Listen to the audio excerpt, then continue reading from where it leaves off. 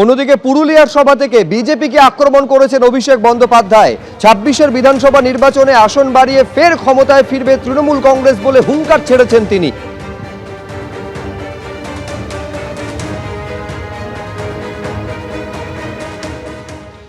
2018 সালে রাম নবমীকে কেন্দ্র করে আবার এই জেলা অশান্ত হওয়া শুরু করলো।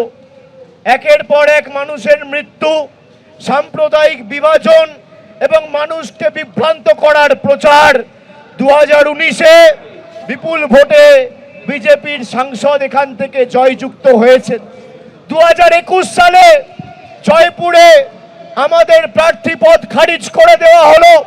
বাকি যে 8টি বিধানসভা কেন্দ্র, তার মধ্যে খালি বাগমুন্ডি, বান্দোয়ান আর মানবাজার, এই 3টে বিধানসভা ছাড়া 5টি বিধানসভায় তৃণমূল কংগ্রেসের প্রার্থীরা পরাজিত হয়েছিল।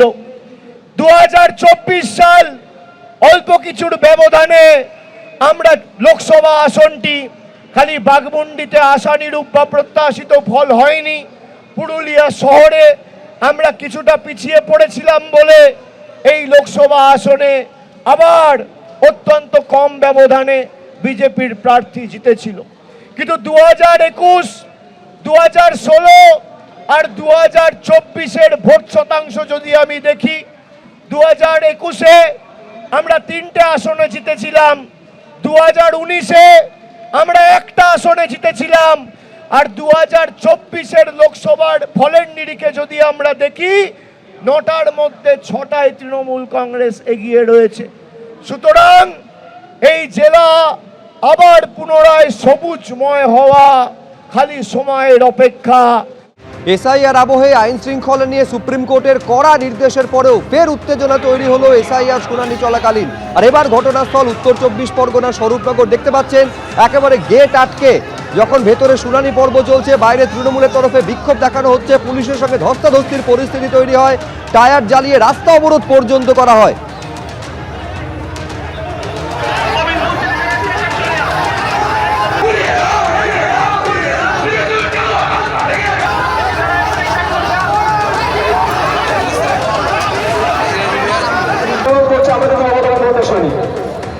অবশ্যই বন্ধ করে দেখানো হবে, আন্দোলন চলছে, আন্দোলন চলবে।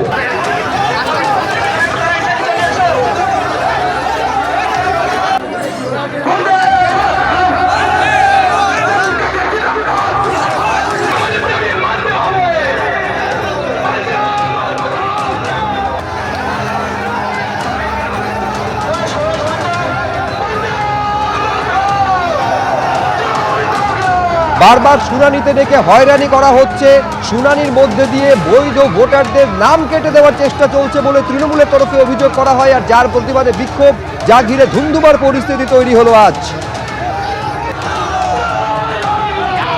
এই মুহূর্তে ছবিটা জানবো, সমীরণ পাল আমাদের প্রতিনিধি রয়েছেন। সমীরণ, এখন কি অবস্থা? এখন সুপ্রজিৎ, এই মুহূর্তে অবরোধ জায়গাতে কিন্তু ব্যাপক যানজট রয়েছে। যে তেঁতুলিয়া ডাকবাংলা যে রাস্তা, স্বরূপনগর বিডিও অফিসের সামনে প্রচুর সাধারণ মানুষ এখনো লাইনে দাঁড়িয়ে রয়েছেন। কেন তুমি জানো যে স্বরূপনগর ব্লক এবং অত্যন্ত ঘন জনবসতিপূর্ণ এলাকা, ভারত বাংলাদেশ সীমান্তবর্তী এলাকা। সেখানে প্রত্যন্ত এলাকা থেকে দূর দূরান্ত থেকে কেউ 20 কিলোমিটার, কেউ 15 কিলোমিটার দূর থেকে বিডিও অফিসে আসছেন, কেউ একাধিকবার কাউকে শুনানিতে ডাকা হচ্ছে। এই নিয়ে নাজেহাল সাধারণ মানুষ। গত সপ্তাহে আমরা দেখেছি যে 50 জন বিএলও তারা পদত্যাগ করেছেন। তারা কাজের চাপ সহ্য করতে পারছেন না। তার পাশাপাশি সাধারণ ভোটারদের চাপ, যে বারবার তাদেরকে শুনানিতে ডাকা হচ্ছে, তারা হয়রানির শিকার হচ্ছেন, এবং যাতে তারা হয়রানির শিকার না হন সেই কারণে তারা বারবার আবেদন করেছেন। নিত্য নতুন তারা চাপের মুখে পড়ে তারা ইস্তফা পর্যন্ত দিয়েছে। ঠিক সেই আবহে যখন স্বরূপনগর ব্লকে গত কয়েকদিন ধরে প্রচুর মানুষকে একসাথে শুনানিতে ডাকা হচ্ছে, আজকেও সেরকম সকাল থেকে প্রচুর মানুষজন শুনানির জন্য গেটের বাইরে অপেক্ষা করছিলেন। যাদের যে সময় আসছে সেই স্লট ভিত্তিতে তাদেরকে ভেতরে প্রবেশ করতে দেওয়া হচ্ছে। এই কারণে যত বেলা বাড়তে থাকে, উত্তেজনার পারদ তত বাড়তে থাকে। এরপর তৃণমূল সমর্থকরা তাদের পাশে দাঁড়িয়ে বিক্ষোভ করতে থাকে, এবং বিক্ষোভ চলাকালীন পুলিশের সঙ্গে এই শুনানিতে আসা মানুষজনের ধস্তাধস্তি। এরপর তারা প্রতিবাদে তেঁতুলিয়া ডাকবাংলা রোড তারা অবরোধ শুরু করে, টায়ার জ্বালিয়ে অবরোধ করেন, এবং বেশ কিছুক্ষণ অবরোধ চলার পর অবরোধ কিছুক্ষণ আগে উঠেছে। কিন্তু এই মুহূর্তে ব্যাপক যানজট রয়েছে, এবং সাধারণ ভোটারদের অভিযোগ যে এসআইআর এর নামে শুনানিতে দেখে হয়রানি করা হচ্ছে, কাউকে একবার কাউকে একাধিকবার ডাকা হচ্ছে। তারপরে তারা সমস্যায় পড়েছেন, তাদের প্রয়োজনীয় কাজ পেলে এই বিডিও অফিস ছুটে আসছেন, কিন্তু শুনানির জন্য একাধিকবার ডাকা হচ্ছে। আর তারই প্রতিবাদে আজকে তারা বিক্ষোভ দেখাতে থাকেন। এরপরে তৃণমূল সমর্থকরা তাদের পাশে এসে দাঁড়ান। এরপর টায়ার জ্বালিয়ে তেঁতুলিয়া ডাকবাংলা রোড অবরোধ করা হয় বেশ কিছুক্ষণ ধরে, এবং পরবর্তীকালে পুলিশের হস্তক্ষেপে কিছুক্ষণ আগে অবরোধ উঠেছে। কিন্তু এখনো বিডিও অফিসের সামনে যানজট রয়েছে এবং প্রচুর মানুষের ভিড় রয়েছে। শুভ্রজিৎ।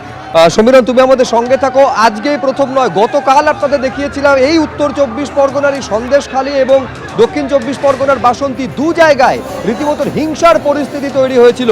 বাসন্তীতে তো শুনানি কেন্দ্রের ভেতরে তাণ্ডব চালানো হয়েছিল, চেয়ার টেবিল ভেঙে গুঁড়িয়ে দেওয়া হয়েছিল, আর বাইরে রাস্তায় আগুন জ্বালিয়ে টায়ার জ্বালিয়ে পথ অবরোধ করা হয়েছিল। এই ছবি বাসন্তীর দেখতে পাচ্ছেন। গতকালই উত্তর 24 পরগনার সন্দেশখালীতেও এরকম অশান্তির ছবি তৈরি হয়েছিল। সন্দেশখালীতে যে অভিযোগ করা হয়েছিল যে নথি দেওয়া হচ্ছিল, কিন্তু সেই নথিতে লেখা ছিল কন্টেন্ট নট ভেরিফাইড, অর্থাৎ নথি জমা নেওয়ার পর যে রিসিপ্ট কপি, যে রসিদ, সেই রসিদে লেখা ছিল কন্টেন্ট নট ভেরিফাইড। এই কথা কেন লেখা থাকবে এই প্রশ্ন তুলে শুনানি কেন্দ্রের ভেতরেই বিক্ষোভ দেখানো হয়, রীতিমতো উত্তেজনা চলে।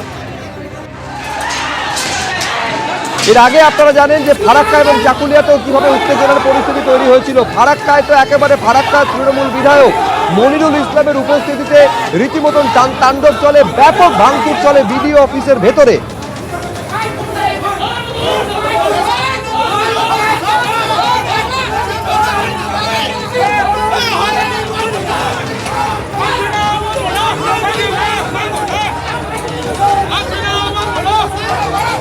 ঠিক পরদিন অর্থাৎ 15 তারিখে চাকুলিয়ায় বিডিও অফিসের ভেতরে রীতিমতন গাড়িতে ভাঙচুর চালানো হয়, কাগজপত্র নথি যাবতীয় ছিঁড়ে সেখানে আগুন ধরিয়ে দেওয়া হয়। 3 ঘন্টা ধরেই তাণ্ডব চলেছিল।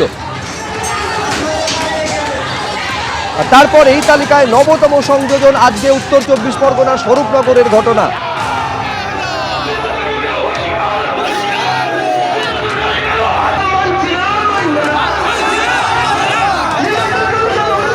আমি আরেকবার কথা বলবো, সমীরণ পাল আমাদের প্রতিনিধি রয়েছেন। এটাই তো প্রত্যাশিত ছিল সমীরণ, যে গত পরশু সর্বোচ্চ আদালত নির্দেশ দেওয়ার পর এই আইন শৃঙ্খলার অবনতি হওয়ার মতন পরিস্থিতি, বিক্ষোভ, অশান্তি, নৈরাজ্য, এটা অন্তত কোথাও দেখা যাবে না, কিন্তু তারপরেও আজকে এই ছবি আমাদের দেখতে হচ্ছে কেন? পুলিশ কি করছিল? দেখো, পুলিশের পক্ষ থেকে যেহেতু প্রচুর মানুষজনের জমায়েত হওয়ার কথা, স্বরূপনগর বিডিও অফিসে সকাল থেকে প্রচুর পুলিশ মোতায়েন করা ছিল, কিন্তু যত বেলা বাড়ছিল দূর দূরান্ত থেকে আসা শুনানিতে আসা মানুষের সংখ্যা বাড়ছিল। আর তার জন্যই এখানে প্রচুর পুলিশ মোতায়েন করা থাকলেও একটা সময় বিক্ষোভের জেরে পুলিশের সঙ্গে ধস্তাধস্তি শুরু হয়েছে, এবং তারপর তৃণমূল সমর্থকরা টায়ার জ্বালিয়ে অবরোধ শুরু করে। এবং যেটা গতকালকেও দেখা গেছিল যে মেজার্টে অর্থাৎ সন্দেশখালী 1 নম্বর বিডিও অফিসে পুলিশের সামনেই শুনানি চলাকালীন ভাঙচুর চলেছে। কিন্তু আজকেও পুলিশ উপস্থিত থাকলেও তারা বিক্ষোভে ফেটে পড়েন এবং তারা গেটের ভেতর দিয়ে ভেতরে ঢোকার চেষ্টা করে পুলিশের সঙ্গে ধস্তাধস্তি হয়ে পরবর্তীকালে টায়ার জ্বালিয়ে অবরোধ শুরু হয় তেঁতুলিয়া ডাকবাংলা রোডে। পুলিশ থাকলেও সেই বিক্ষোভ সামাল দেওয়া যায়নি, এবং সাধারণ মানুষের বক্তব্য যে তাদেরকে একাধিকবার শুনানিতে ডাকা হচ্ছে এবং তার ফলে তারা নাজেহাল হয়ে যাচ্ছে, এবং এর প্রতিবাদী আজকে অবরোধ চলে বেশ কিছুক্ষণ ধরে। শুভ্রজিৎ। ধন্যবাদ সমীরণ। এবিপি আনন্দ, এগিয়ে থাকে, এগিয়ে রাখে।